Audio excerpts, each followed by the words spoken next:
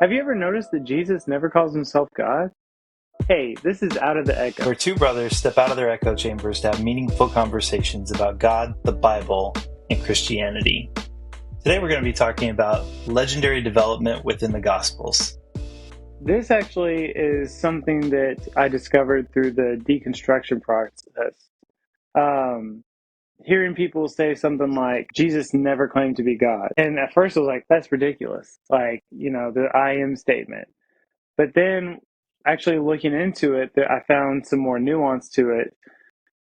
I find it's hard to see the absence of something, that Jesus really doesn't ever just come out and say those words, hey, I'm one third of the Trinity. But he does claim to be God in his own way. But I find a lot of that to be in the book of John. And I'll admit that I have bias in this, that I find that there's legendary development throughout the Gospels. That's a worldview that I already hold. And I think that also applies to the divinity of Jesus and how he's represented in the Gospels.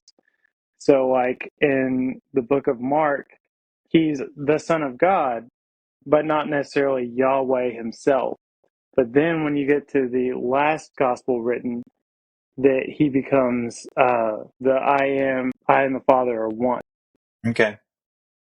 Yeah, that makes sense. So your view is that Jesus didn't necessarily claim to be God, or at least that in the what you would think are the earliest Gospels, that there's not really this claim that Jesus is God. And Mm-hmm. then that kind of comes along as you have John, who is pretty widely believed to be the last of the Gospels that are written.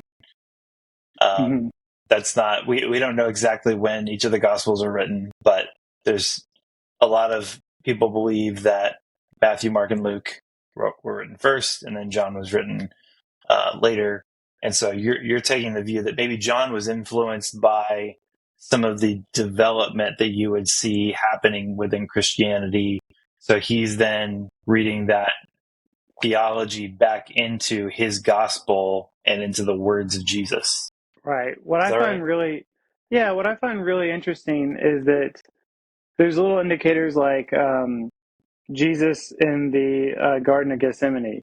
He's praying to God the Father, and he's also asking God the Father to take away the cup from him.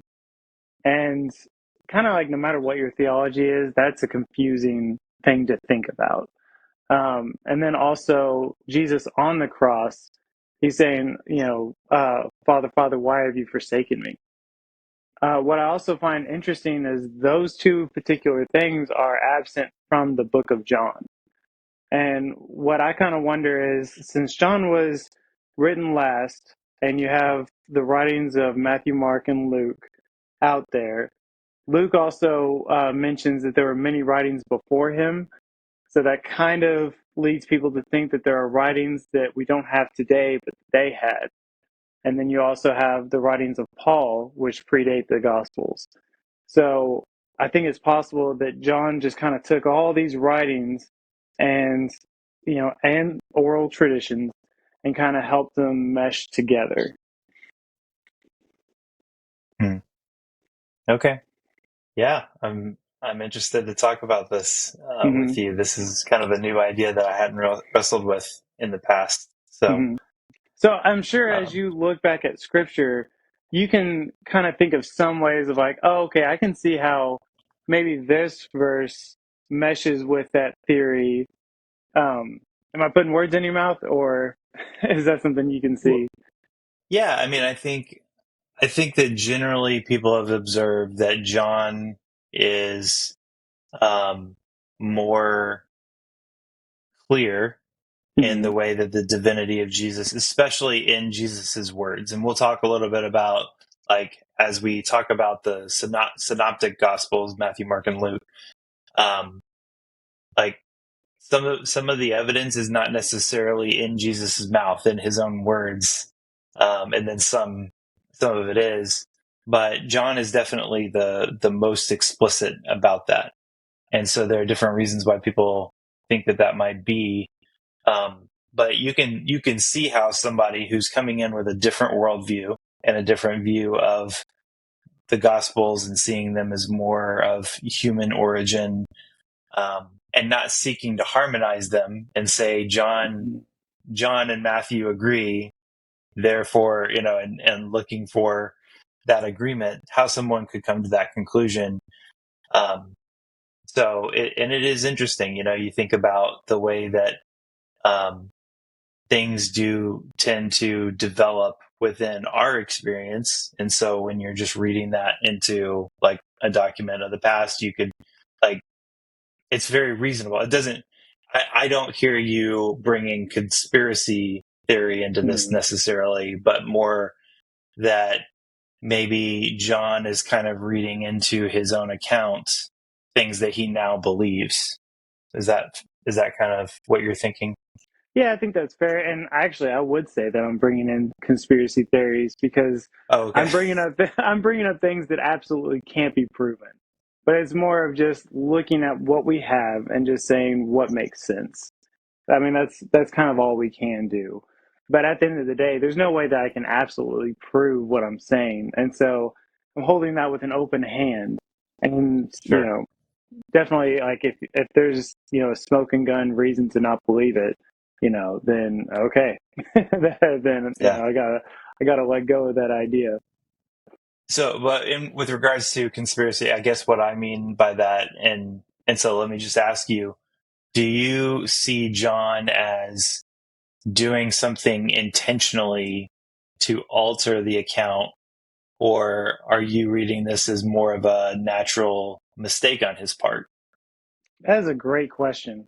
um hmm, hmm. That's not something I've ever thought about. And honestly, so when it comes to the gospel writings in general, it's hard to understand why they're writing it. Um, Especially when you think about Christianity being illegal during a lot of the writings that we have. And so all the Hmm. more of like, okay, well, why are they writing knowing that it's illegal? And also, why are the Gnostic Gospels written as well? It's just one of those things that that doesn't make a whole lot of sense. And so I feel like if I were to put a motive on John, I'd also have to put a motive on the Gnostic Gospels and say, well, they were deceptive and trying to lie. Um, but I don't know. I don't know if it's just a legendary development as to how the story progresses over time. And so I guess that's the answer I'd like to give, that it's not necessarily someone trying to be manipulative. It's more of just a story growing as it's gone from mouth to mouth idea. I hope that mouth to mouth isn't like a weird, weird thing to say. But the Person oral to person. tradition. Yeah, there you Yeah. go. Yeah, that sounds good. So there's a car just driving up and down the street. I think they may be learning to drive a manual transmission right now. So I Funny. hope that's not too loud right now coming through. Um, so do you want to jump into just kind of interacting on these and how I might respond to this? Yeah. So yeah, I'm laying this idea out. What are some thoughts that you bring to the table? Probably just poking Yeah. holes in this notion. Yeah. So the first thing I want to say is it's important for us to recognize as Christians. So I'm a Christian. It's important to recognize a few things before we even get into sort of the poking holes. One is that there is a truth to, um, or there is a value and an importance to looking at what a gospel writer has written and how he's arranged things, and um, understanding that yes, he is giving you a view and a window into Jesus' life, but he also has a purpose and an audience that he's writing to. And so, commentators, it's very common for commentators to talk about Matthean theology or Markan theology, these different Hmm. things, and they're kind of taking it as yes, you can harmonize these things together, but first and foremost, we need to read them on their own terms and understand what they were trying to communicate. Because Mark has a very specific way of ordering things, events, and oftentimes even the order of events can communicate something, or the way that he is positioning things. It's trying to communicate something. So I don't see it as a wrong thing to look at it and say, yeah, did John have a purpose in his writing? He actually claims to have a purpose. He says, hey, if I were to write about everything that Jesus did, like there's not enough space in all the libraries for me to be able to write those books. And of course that's hyperbole, but he's basically saying like I'm not here to communicate everything that Jesus did. I have a specific purpose for selecting what I've chosen to write about. And he says that you might believe. Like that's at the end of John, that he gives us his purpose for it. And that's true of any gospel writer. Obviously, the first three, Matthew, Mark, and Luke, are much more similar to one another, but they do have differences, and they do have different purposes and different audiences.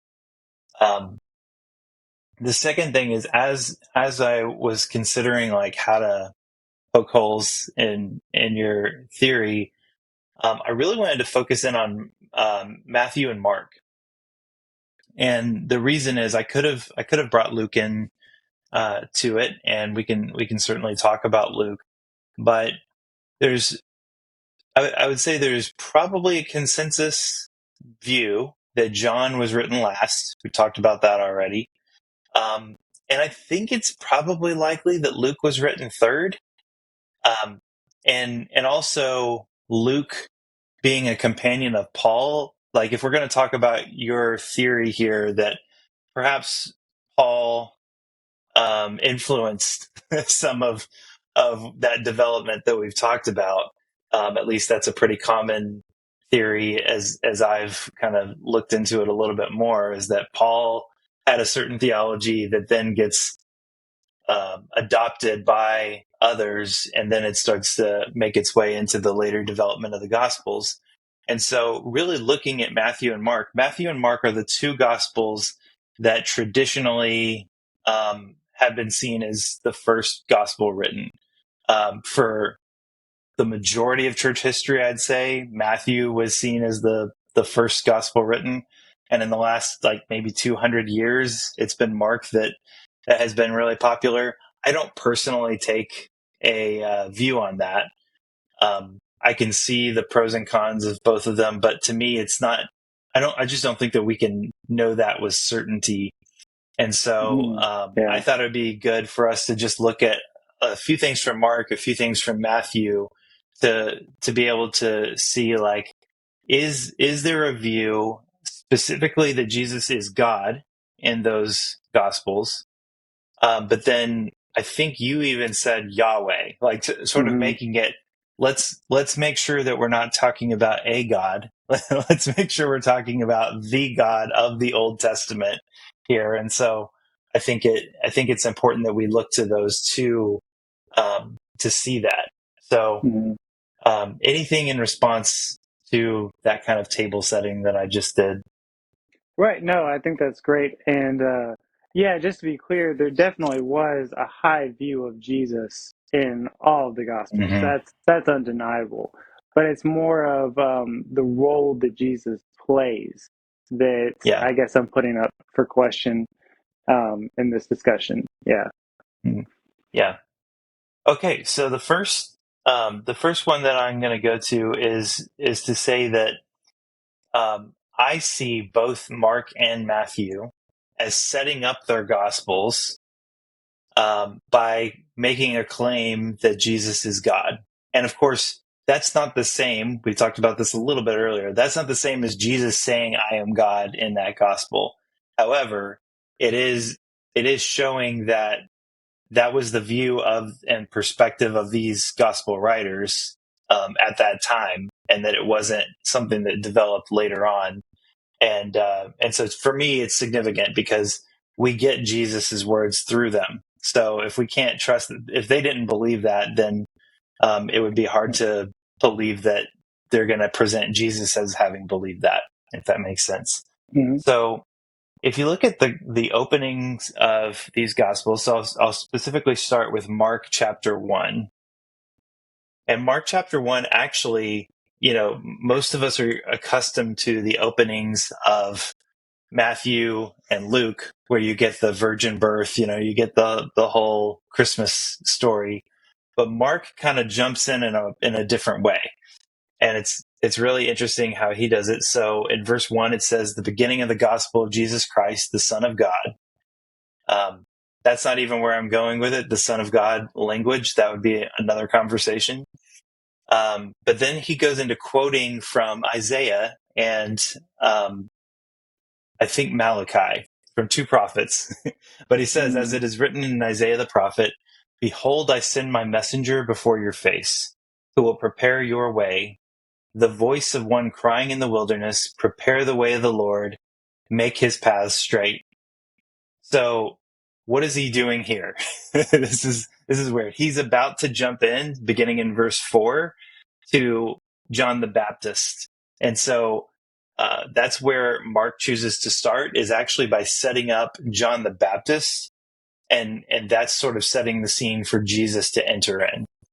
So why is that significant? Well, the passage that he brings from that he brings in is basically setting up that there's a new Exodus coming, that the Lord is going to come and he's going to deliver his people. But first, there's going to be a messenger coming to prepare the way. And so that is referring specifically to John the Baptist and Mark's theology. He's saying John is this messenger who's going to prepare the way. And here's the point that I'm going to make. Verse 3 says, prepare the way of the Lord. So who's he preparing the way for? The Lord, Yahweh. That is the God of the Old Testament. And here in Mark, the Lord is referring specifically to Jesus. John is preparing the way for Jesus. And this is a fulfillment of this messenger crying in the wilderness who will prepare the way of Yahweh. So that's my first hole to poke in, is Mark is setting things up to say Yahweh is coming to bring about this new Exodus, and Jesus is that Yahweh, that Lord that's being referred to. Something else that I've thought about too is, so when it comes to legendary development, normally that means that something starts out small and then kind of like the fish story idea. It starts out as a guppy Mhm. and then gets to a whale. But in this case, the very first recorded writings are Paul's, and they're pretty early. Um, and Paul had a high Christology. Then I'm proposing that it got small after that high Christology, then got larger over time. So that typically is not conducive with that legendary development motive. Yeah, I don't know. It's interesting when you look at some of the time stuff. Like, you can kind of, not that you can make anything whatever you want, but you can. There are a few question marks in there, probably more than a few question marks. And so some people would say that Mark was written very early, Mm-hmm. which, from a Christian point of view, we'd say like that's a positive. But it would probably go against what you just, the hole that you were just poking in your own argument, that it would Actually, go yeah, backwards. actually, that's true. I heard a pastor say that in Mark uh, they use the word just high priest instead of actually saying who Mhm. it is. And so that would infer that the high priest that was in the story of Jesus is still currently the high priest. In the same way that if I'm talking about the president, well, if it's in the past, I refer to which president. But if it's still the current president, I would just say the president. And so I've heard people say that that puts Mark within 2 years of the story of Jesus. But in my mind, that also raises other questions because there's language and other reasons to believe that Mark is later. So it's one of those like, you can't quite have it both Yeah, ways. Yeah. right. Yeah, and that's why I try. I mean, I'm not a scholar, so I'm not gonna, put myself specifically in one camp there. But I think that's a fascinating argument. But yeah, just to kind of counter you on the hole that you're poking there, I just feel like it's really hard to say. But if you were to see legendary development, then I think that's important for us to work through. Um, shall we move on to the next one? Yeah.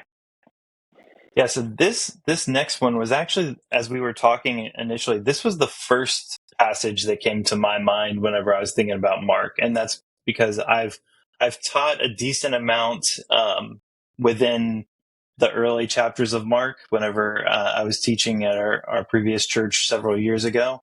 And so anytime you've taught on a passage, it usually sticks in your mind a little bit better.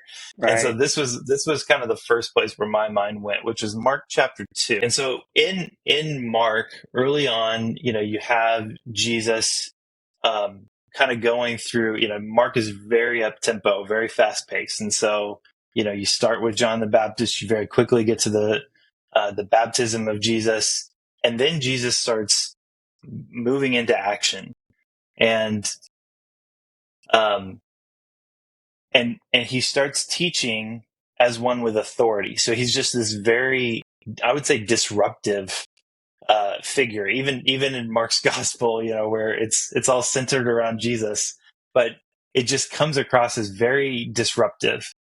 And so in Mark chapter 2, you have this story of the healing of the paralytic. And it's a story that you're probably familiar with. So Jesus is in this home. There's no room, and suddenly here comes down this paralytic, from through the roof. And when Jesus saw their faith, he said to the paralytic, "Son, your sins are forgiven." So this is key. He says to this man who is in need of healing, "Your sins are forgiven." Verse 6 says, "Now some of the scribes were sitting there questioning in their hearts, 'Why does this man speak like that? He is blaspheming. Who can forgive sins but God alone?'" So the scribes understand what Jesus has said as blasphemy because only God is able to forgive sins. And immediately Jesus, perceiving in his spirit that they thus questioned within themselves, said to them, "Why do you question these things in your heart? Which is easier to say to the paralytic, 'Your sins are forgiven,' or to say, 'Rise, take up your bed and walk'?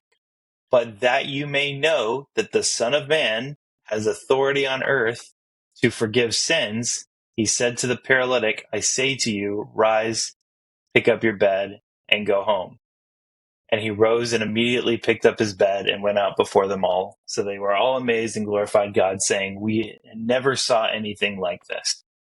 So the argument here, I think it's pretty self evident, but just to go through, Jesus, instead of simply healing this man, which of course would point to divinity, power, some kind of elevated being, but he says something that could only be done by God, and knows that the scribes claim that they're thinking this is blasphemy, and yet he does it and performs the healing miracle in order to show them that he does have the authority to forgive sins. So that's actually a much more clear. Jesus is actually saying something about himself that is only historically true. If you were a Jew, only God can forgive sins, and he is acting in this way to show the scribes that he has that authority. Yeah. Now, not to give you too much pushback, but so even if God or even if Jesus is just sent to be the sacrifice, then we would still agree that Jesus is going to forgive sins even as the sacrifice, even if he's not Yahweh. I totally get what you're saying though, that only the offended can forgive the offender. So therefore, only the person affected by sins can forgive those sins. Um, so that would put Jesus at hand in hand with God. But no one would argue that Jesus wasn't the one coming to save sins through his sacrifice. Is it almost like he's free forgiving for the sacrifice that he's going to make? Yeah, I think, there's no, I mean, obviously, we're talking about a human sacrifice. So there's no precedent of a sacrifice forgiving. That's not the role. The role of a sacrifice isn't to forgive. The role of the sacrifice is to appease, Mm. and be laid down for the appeasement of the offended party. And so, um, that's the uniqueness of the gospel, that God is both the offended party, he's the judge, he's also the sacrifice. He's laid himself down. And so we're breaking categories already. Jesus, in this context, he doesn't come across as a sacrifice. That comes later on, Mm. that he is on the cross and everything. He comes across here as one with authority. And when you read through those early chapters of Mark, you see authority, authority, authority. And so for them to say, who can forgive sins except God alone, and then he counters that, knowing that they're thinking that, and says, I want you to know that I have that authority. Then I think, well, what you're saying could make sense. I just don't think it makes sense in this part of Mark. Like, I think, to me, it's very clear. Mark thinks that Jesus is God, and Mark thinks that Jesus has the ability to forgive sin. So the next one is also in Mark chapter 2, and in it begins in verse 23 and goes through verse 28. And I won't read this whole thing, but just to give you a summary, um, Jesus is going through the grain fields on the Sabbath, and his disciples are plucking the heads of grain. So the Pharisees, which is this party of the Jews, who had a certain perspective, and they were right in a lot of ways, but they were often the enemies of Jesus because of their misunderstanding of who he was, and the ways that they used the law. But they were saying to him, "Hey, he's not doing what's lawful. Like your disciples are breaking the Sabbath. This isn't right."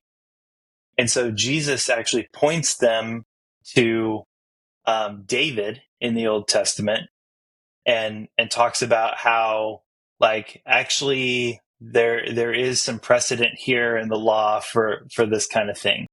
But then what's interesting is in verse 27, it says, the Sabbath was made for man, not man for the Sabbath. And then in verse 28, like, it seems like he's made an argument already at this point, and he's already kind of worked around their law. But then he ends it by saying, so the Son of Man is Lord even of the Sabbath. So even after all this kind of working through the Sabbath law with them and saying, actually, there's a little bit of a precedent, then he comes out and he says, and actually the Son of Man, which Jesus very frequently throughout Mark uses to refer to himself, is Lord even of the Sabbath.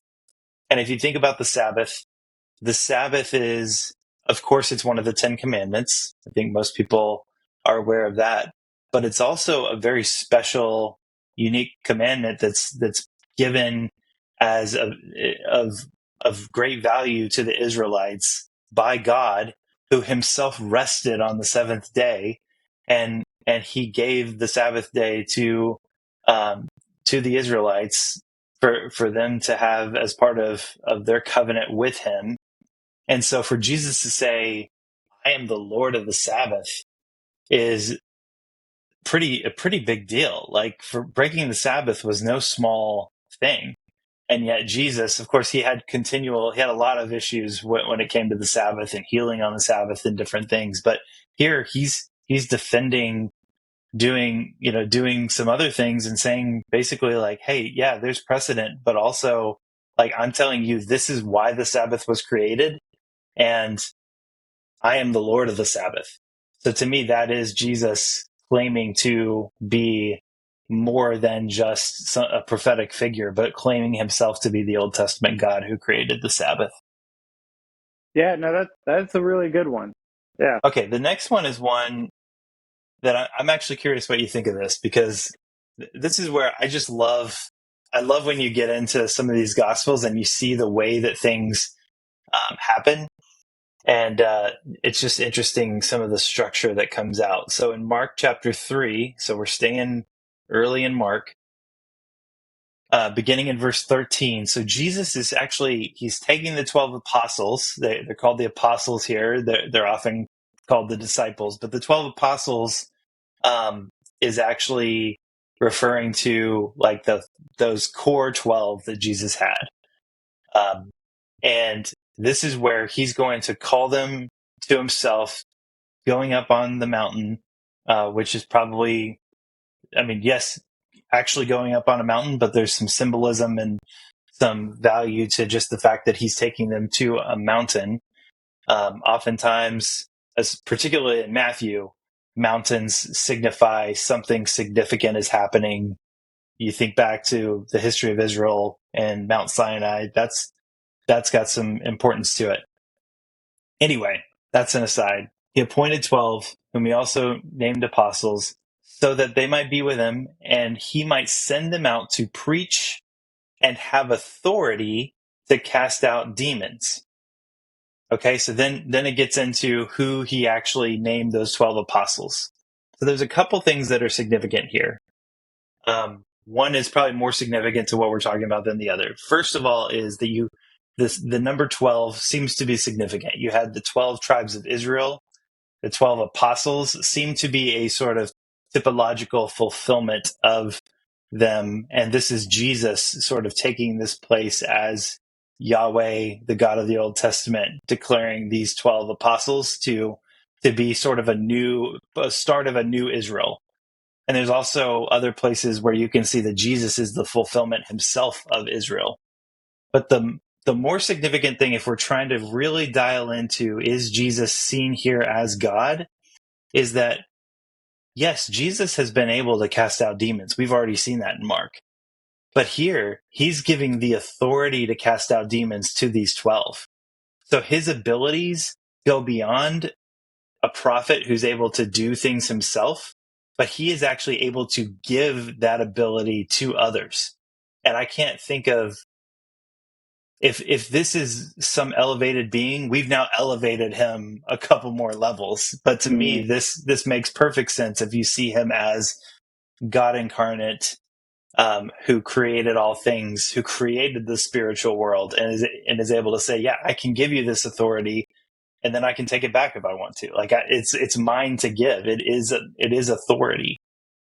So, what are your thoughts on that one? Because that one's to me a little bit more interesting and less direct, but I think it's compelling.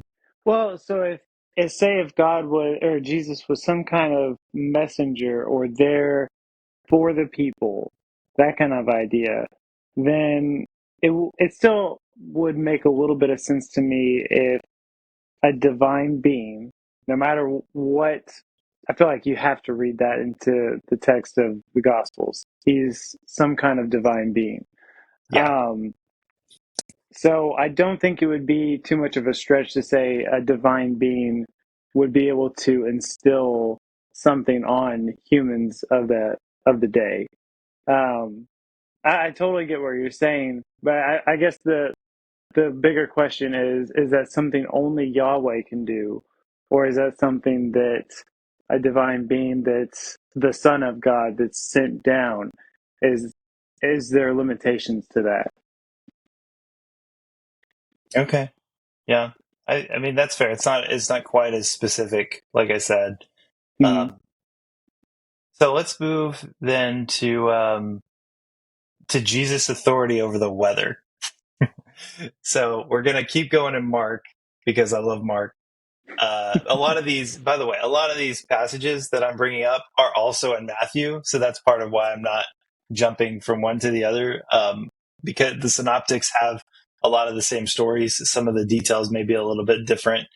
But I'm sticking with Mark for now because that's what I'm more. Um, well, that's just what I like to do. So in Mark chapter 4, verse 35, Jesus is on a boat. It's one of these stories that you're going to know right away. So Jesus is on a boat.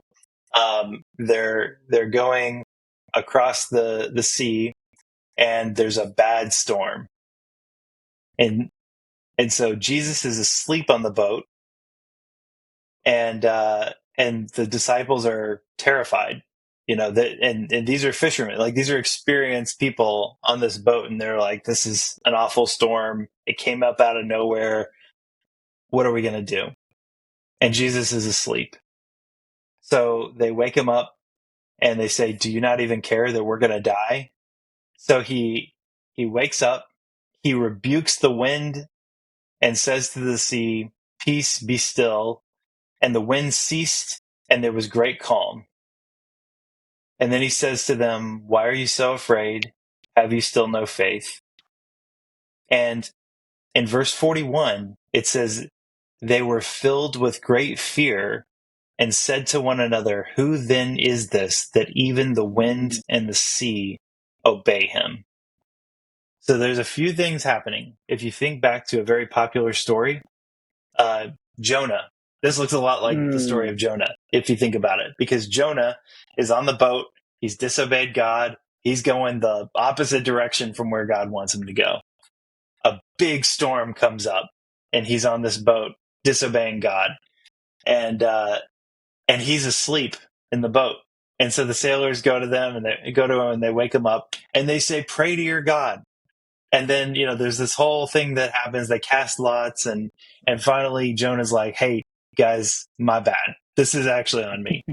And he says, "You need to hurl me into the sea, and hopefully God will spare your lives because I'm the one that's disobeyed." And so they do that.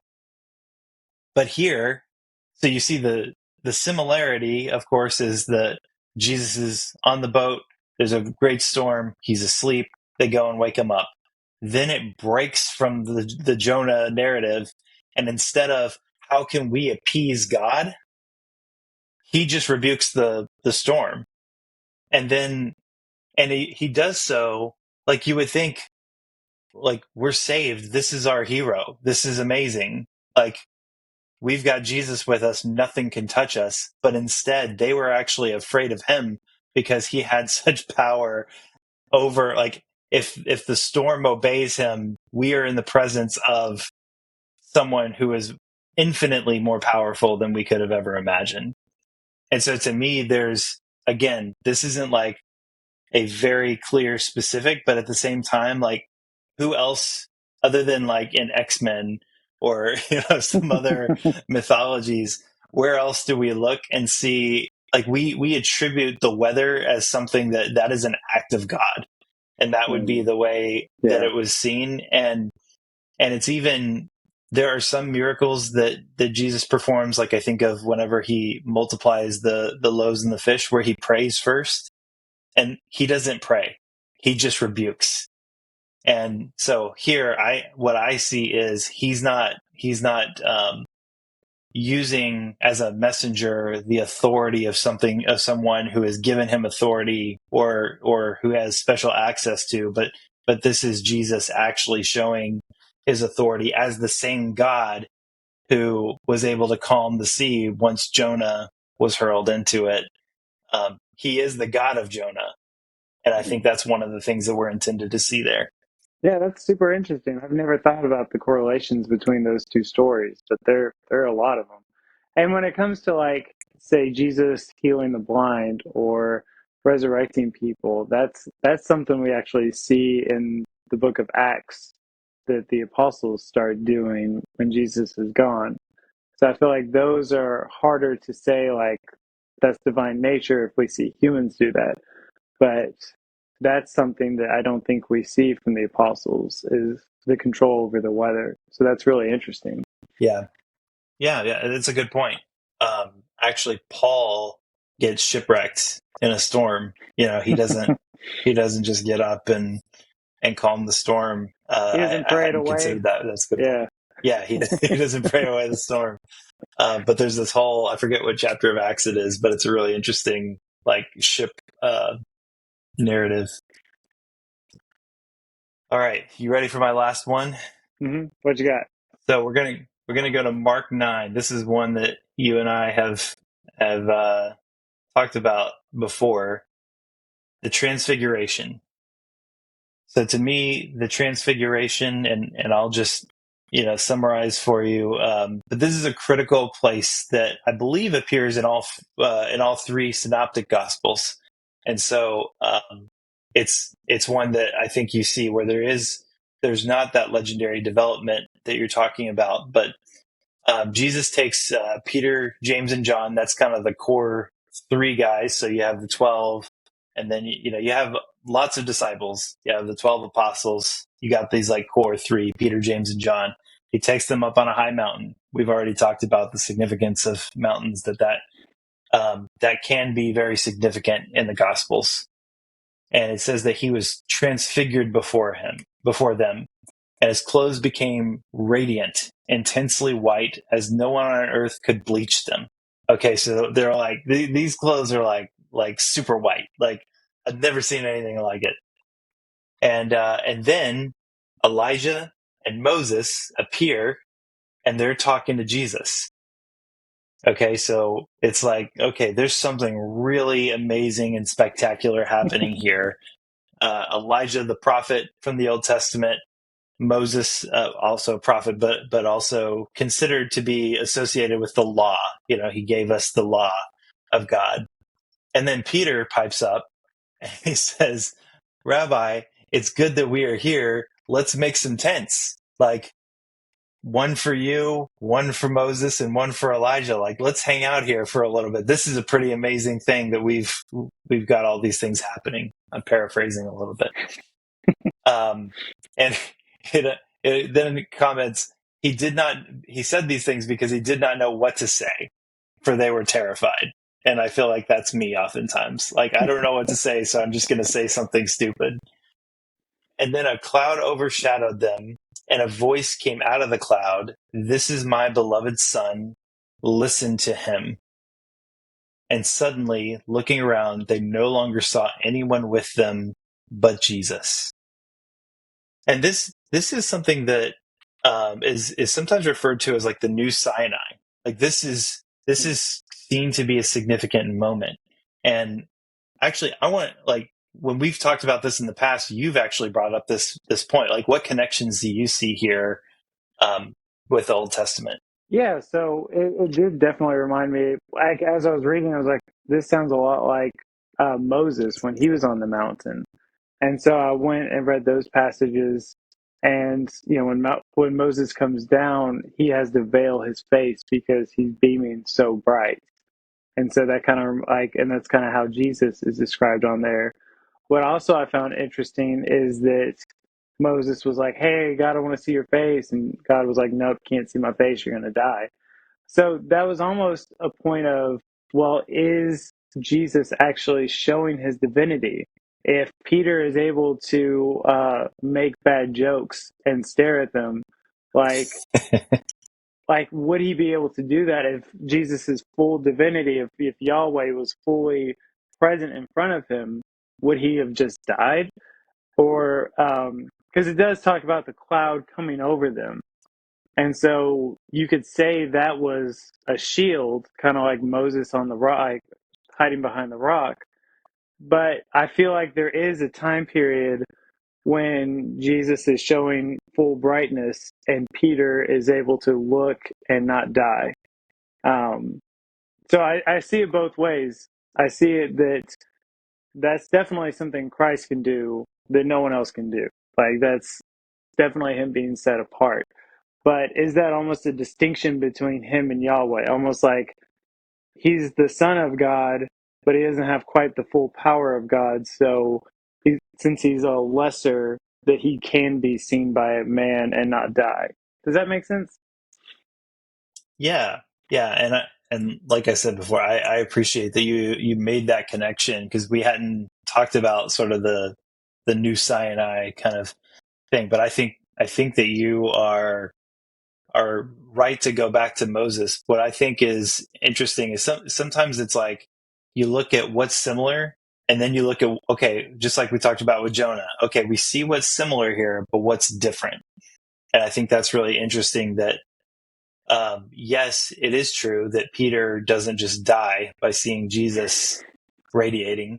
So we've got to consider that. Also, the fact that Jesus' face is shining. Okay, so what's the significance of that? Because Moses also had his face shining, like you were saying. And what I see there is, first of all, I think that one of the points is that this is the law and the prophets, which are pointing to Jesus as their fulfillment and as as the true fulfillment of what they had come to point toward.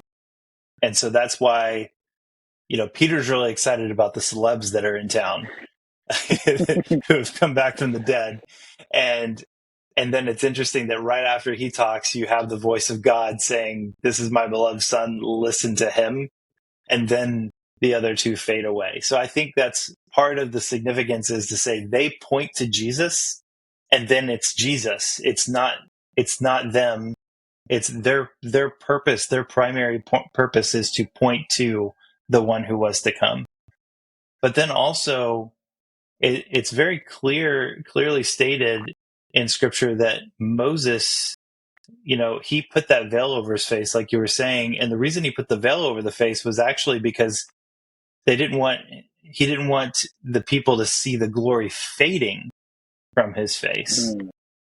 So it was a temporary glory that was derived from having, and it says that he spoke to God like face to face. Of course, we know it was from other places written also by Moses that says like, you can't see my face and live. So we Mhm. know that there's like face to face is kind of almost like conversational, but that Mm. this led to this glory and the shining of his face, whereas Jesus becomes radiant, and it's not driven from anywhere else. Like this is just Jesus showing us a glimpse of his glory. So I see this as not Jesus showing his full glory in a way that would have killed anyone, but I actually see this as a point of consistency with John's theology. Because if you look at John chapter 1, this is part of the prologue of John's gospel before he gets into the narrative portion. And it says, "For the law was given through Moses, grace and truth came through Jesus Christ. No one has ever seen God, the only God who is at who is at the Father's side. He has made him known." So no one has ever seen God, and yet Jesus has made God known, because John says earlier, the Word became flesh and dwelt among us. So Jesus is able to make God known in a way that doesn't kill us. He's the one who reveals God in truth, in a way that we can actually um, see him and not be consumed by his holiness. I truly believe if he were to just reveal all things, and become completely radiant, then that would have been a problem. But that wasn't the point. The point was to show this is the Son of God, the true God, who is revealing God to them, and he's the one that we should be looking to and listening to, and both in continuity with the Old Testament, but also in fulfillment of the Old Testament. And so it's not that we now look to the Old Testament. No, we look to Jesus first and foremost, and we understand that the Old Testament is pointing to him. Yeah, no, that's good. All right, so that was your last point. Do you want to Mm. get back on our sides of the table and just what what are some things that we can take away from both sides of this conversation? And I think that there are a few things that we can both agree on. That John was written later. I think we can both agree on that. Jesus Jesus's divinity is more explicit in John than the rest of the other three gospels, and that when you take all of this and try and combine it into one idea, it gets very confusing. Sure. Going back to the Transfiguration, it's hard to talk about Jesus's divinity without the doctrine of the Trinity also being affected by that. And it got me Mhm. thinking about like how could you be a modalist believing that God is three persons but like one at a time? He's first the Father and then he comes down as the Son. Because that's the time that Jesus and the Father are in the same place, kind of like Superman and Clark Kent. Like if that's how this is Yeah. working, they can't be in the same place at the same time. Yeah. No, I agree. I think there are a lot of places where modalism kind of looks like schizophrenia if you try to think of it, because it's like, wait, so is he like throwing his voice? Right? Yeah, he And could maybe, like, maybe. It's a good point. So yeah, yeah. I think so. Going back to my conclusion, I think that's a great point. Honestly, what's most swaying to me, God with us. That is a great point. That's definitely reference towards Jesus. Um, Also, like the Sabbath, like that's one that I find very hard to explain away. Uh, you know what I Mhm. mean? Like that's like the Sabbath really does only have to be with like that's between humans and God. So that makes a lot of sense if he has power over the Sabbath.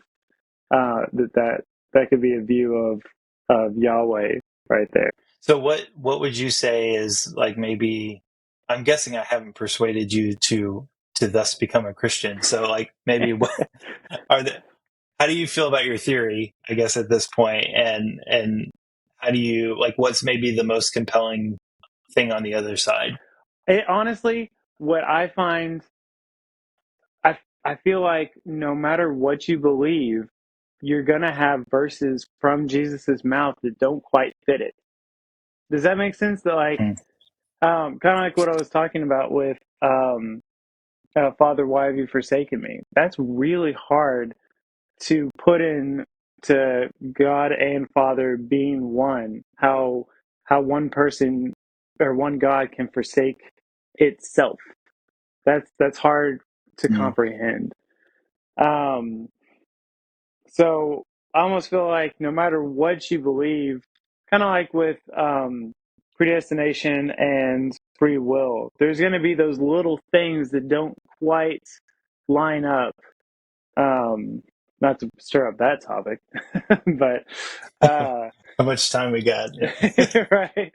Um, I guess what I'm saying is there's always going to be little things that don't line up with the theology just from the way that Jesus talked. He left things very open. Is that fair to say? That he Um, didn't speak like Paul, I guess what I would say. Paul was like yeah. Yeah, I think one thing that we haven't talked about is that I think in some ways Jesus is not he's not going around talking about himself as God. And right. I think that complicates this conversation. He Hmm. and the Trinity is, many people say the Trinity is revealed in their incarnation. Hmm. So Hmm. Jesus' very existence as God, and even this, the conversation about modalism and about like, um, Jesus is praying to the Father, these different things, like these are revealing nuances of the Trinity that, and of course the Trinity is hard enough to understand. But I think that it's the fact that Jesus's goal in his earthly ministry was to reveal God, but not necessarily to explicitly go around and like, that wasn't his message. His message wasn't, I am God, I am God, I am God, Hmm. even as he's revealing to us who God is, which to your point complicates when we're trying to look back and say, well, here's where he says that he's God. Like it becomes more implied by what he's saying sometimes, or shown by what he does. And it's less about him just coming right out and saying it. Although there are times when he gets close enough that even atheists would say, as in John, like, okay, he said he's God there. Like Yeah. they're ready to throw rocks. Yeah, no, absolutely. But it was so eye-opening to me that it isn't as explicit as I believed it was. Hmm. And it's one of those things, it's Yeah. hard to see something missing. And, Yes. Yeah. mhm.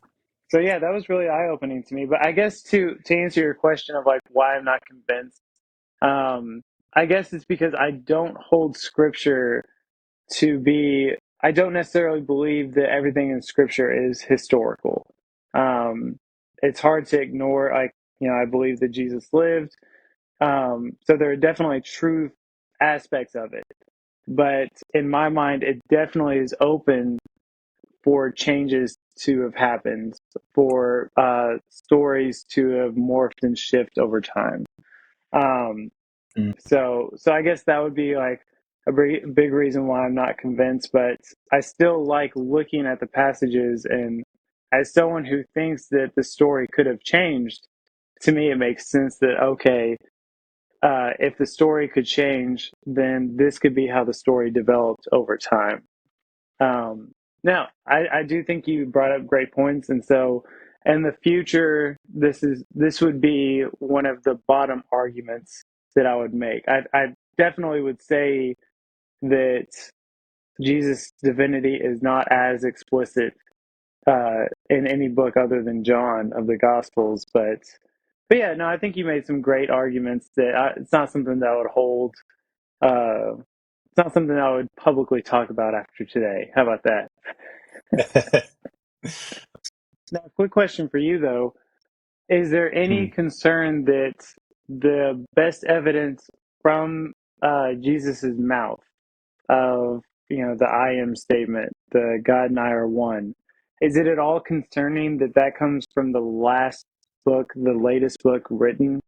Like normally you would think that the testimonies closer to the time of the event would be the more accurate ones. And then the later you get, the less accurate. Is so I mean, legendary development is exactly what I'm describing there. But in that Right. regard, is that at all concerning to you to have this theology? Doesn't necessarily only hinge on this. You've made great arguments today, but from the mouth of Jesus, I feel like that's where it hinges from. Yeah, it's a good question. It doesn't it doesn't bother me. It's definitely something that I have to process and think through. So I'm not just kind of like throwing it off. Um, but I think there's a uniqueness in the synoptic gospels being so similar that I think if we had four gospels that were more different from one another, then we would have a whole different set of problems. But one thing that we wouldn't Mm, do is we wouldn't say, well, John's so weird, because it's not really all that strange to have four different people giving you accounts of something and then being different, or them selecting different stories. What's unique here is that there's so much similarity between the synoptics that we tend to look at John as odd. And I mm, think that John was trying to accomplish different purposes. I think Luke was probably trying to we forget Luke was actually part of Luke Acts. So Luke has a whole lot of material that the others don't as part mm, of Acts. But I think with Luke, he's probably looking at Mark and Matthew and interviewing people and getting some source material that way. So all that to say, I think it doesn't bother me just because it's not surprising that there would be at least one gospel, if not more, that would be a little bit different in the stories that they select and the perspective that they bring. Um, but I could see how someone might say, oh, that one was later, so he's trying to prove a point. And maybe he was. Maybe he selected these things because there was more of a sort of proto Gnosticism coming that was denying some of these things, and maybe he's saying like, mm, "Hey, Jesus did say he was God." That wasn't something that was explicitly brought out in the early Gospels, and so here they are. I don't know exactly why he selected them, and also, I mean, I'm just willing to say like I think John was the last one written, but I don't know that for sure. So it's possible that it was written earlier, and in that case, then this whole discussion of that being the result of legendary development wouldn't matter. But I'm also not going to Mhm. argue that point. Right. If you're a Christian talking to the listener, um, to go through the practice of thinking about these things, because sometimes we take for so much for granted, and I think you would even agree with that. That Christians often we take things for granted and then we don't really think about it until we're challenged. And so, if you're in a place of deconstructing or whatever it might be, maybe you're talking and processing with someone who's deconstructing, and you get hit with a question that you've never thought about, then that can be really um, disarming, jarring.